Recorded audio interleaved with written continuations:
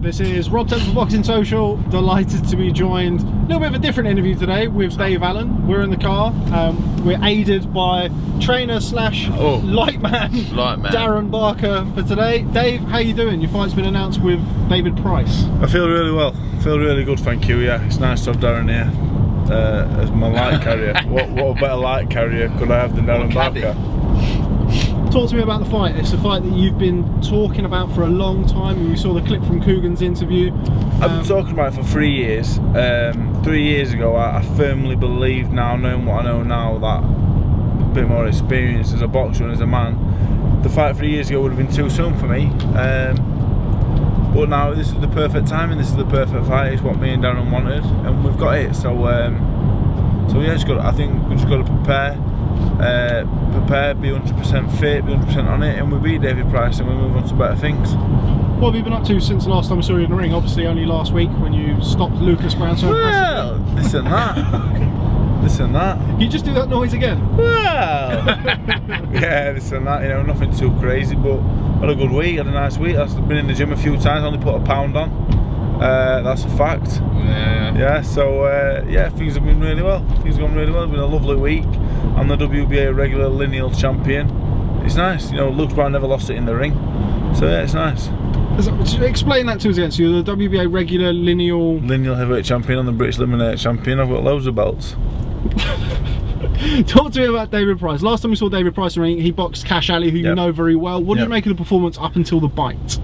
The first 2 or 3 rounds was good, and then he looked like he was emptying out, to be honest. If I could write you an opponent out on paper, my perfect opponent, it'd be David Price if he were half a foot smaller. A 6'2" David Price would be brilliant, but he's not. He's about 6'9". He's a big lump. And this fight 3 years ago, David Price would be a long odds on favourite, and it's funny now because I'm the favourite. I'm the A side. It's amazing. Yeah, I think I beat him. I think I beat him in good fashion. But I'm not stupid enough to think that I can afford to get with so many daft shots like I did in the Brown fight, the early rounds. You know, we're going to be a little bit sharper, a little bit lighter, a little bit smarter, and I believe I will beat him. What do you think that was due to, the Lucas Brown fight, the first couple of rounds? Do you think that was nerves, just getting going? What do you think just getting going. It was smarter, not smarter than anticipated. He's smarter than people realise. He's not a bad boxer. He's pretty clever. Like, you know, he's not the fighter he was, but you know, as you get older, you don't lose your skill or your power. You know, you might lose your speed, you might lose your punch resistance. He's still skillful and crafty, and he can still punch. I rode the early shots and obviously got him out of there. But with David Price, will be a lot smarter, a lot craftier. Can't afford to be getting it with anything.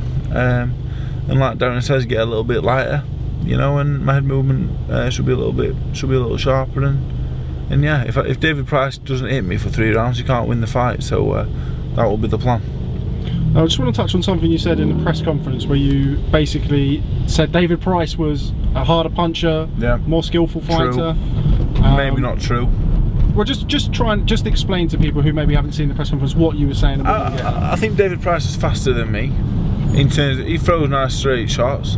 He's an Olympic medalist. As Darren knows, he's a Commonwealth Games gold medalist. And look how he's fallen. Look at him now. He's now holding a light for Boxing Social. These top amateurs are good and skillful and fast and whatever else. But so yeah, he's bigger than me. He punches harder than me. I think I'd be a liar to say that he's not. He definitely punches harder than me.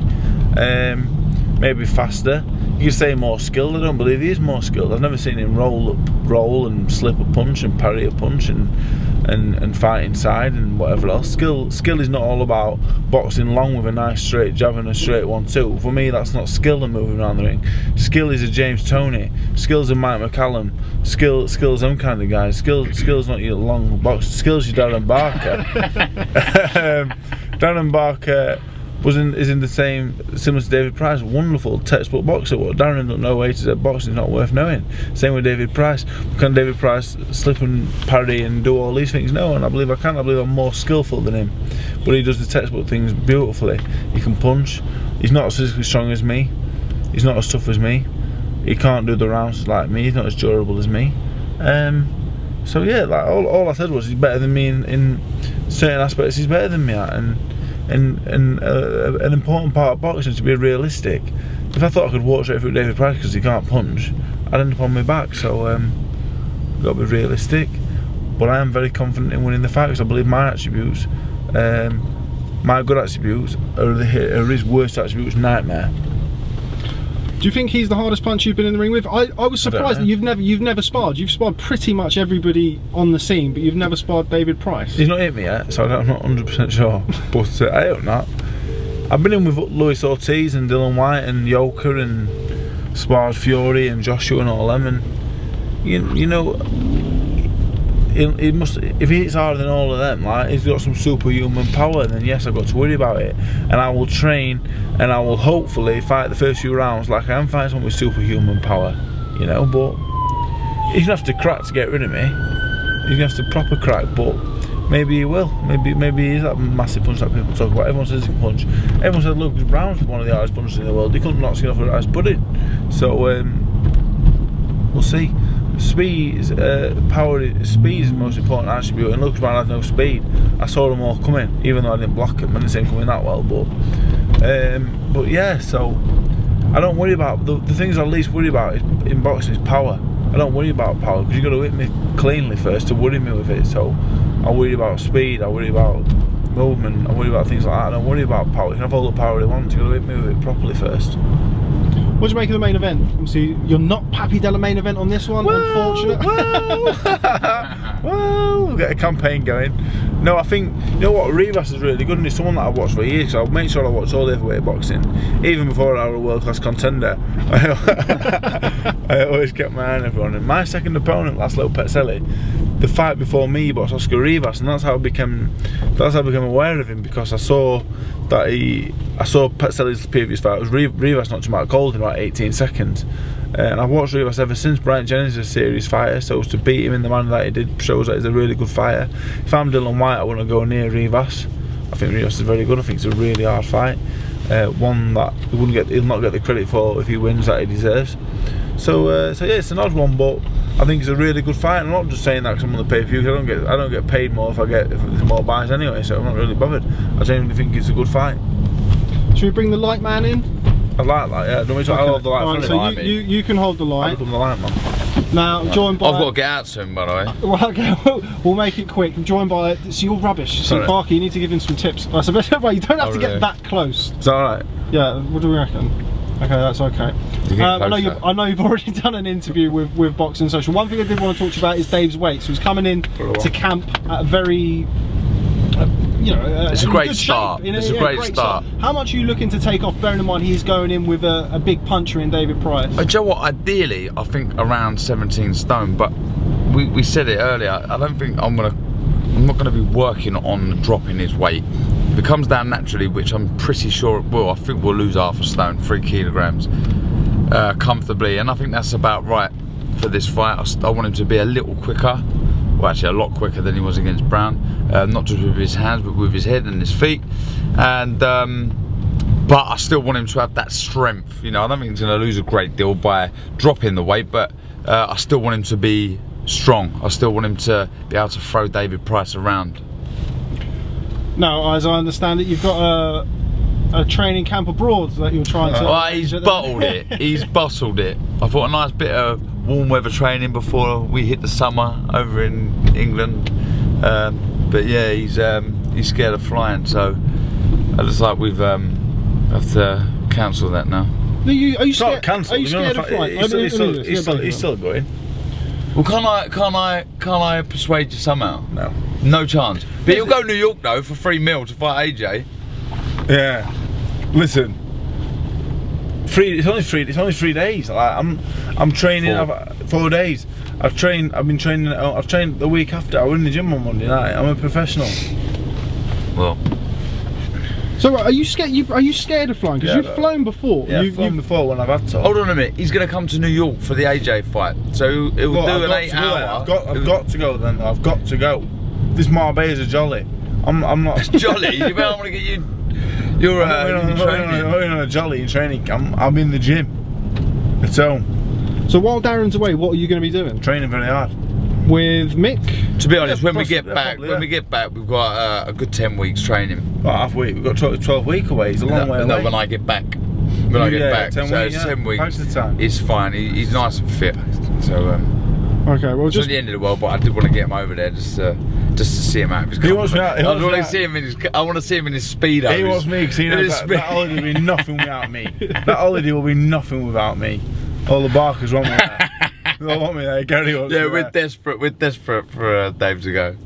just before we head off, now you're going into a second training camp with Darren.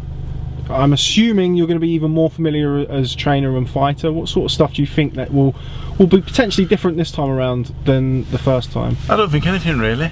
You know, last time we only trained together for 4 weeks last time. Me and Darren just got on really well. You know, and it does make the job a lot easier. You know, we're friends. But then we get in the gym, you know, he's the ex-champion world boxer who's achieved everything that I would like to achieve, and I listen to what he says and I just do whatever he says. So, you know, it was like that day one, and I imagine it'll be like that till we start working together. You know, yeah, you know, he's been a world champion, so I have to listen to everything he says. I have to listen to it and say, yeah, Darren, correct, essentially. You know, unless he's wrong, then I'll tell him he's wrong. But he has to be wrong. He has to be proper wrong. Alright, before we let you go, we're expecting an announcement any day now about Anthony Joshua's next opponent. A lot of people consider it to be Andy Ruiz. Yeah. You said it, not me. What do you make of that fight? You know what? I think it's a good fight, but Ruiz looks awful. Like people who are just casual fans of boxing because of Anthony Joshua brought them in or whatever else, they look at Andy Ruiz and say this is embarrassing. But Ruiz can fight, and I expect Joshua to win in good fashion. But you know, Ruiz is a good fighter, it's a good win, but he don't get the credit he deserves because he looks like popping fresh. Remember that Beero pastry man? He looks a bit like him, so he's not going to get any credit for it. But it's a good fight, I think. But I would have preferred the Ortiz fight, even though I wouldn't have liked Ortiz to get the fight, because I think he's you know what I think about him. The Hunter fight, you know, would have been alright, but I'm alright with the Ruiz fight. It's not Matchroom or especially Joshua's fault that this has happened. So, you know, I don't think the opponent is too bad. And just finally, this past weekend, Daniel Dubois, entertaining fight with Richard Larty. They made out like it were Aguilar-Earns. It weren't that good. I didn't. I don't imagine. It weren't amazing. It weren't amazing. Entertaining, I think, is the right word. I think Dubois was really good. I think he'd probably turn out to be exceptional for 21. What he's doing, he's doing amazing. You know, like I couldn't say anything bad about him. The fight weren't Aguilar-Earns, but you know, it was a good fight for him at this point in time. I'd hope, for his sake, I hope he don't fight Joe Joyce. For my sake, I hope they do fight each other and not lumps off each other. But yeah. Do you think the fight kind of showed where Daniel is in his career so far? It was quite an immature performance at times. He's a million miles away from world titles, obviously, but he's 21 years old. When I was 21, he'd have beat me in a round. So, and as he would most 21-year-old versions of any past world. Look at Lennox Lewis at 21, look at Anthony Joshua at 21. You know, all of them. He's far more forward than any of them. So, I anticipate him going all the way to world level, yeah. And what he does when he gets there, anybody's guess, but he's good. Okay, well, thanks very much for speaking to Boxing Social. Very different vibe this with the whole holding. I'm now relegated to light man as well. But thanks very much for speaking to Boxing Social, and I will catch up with you soon. Sound.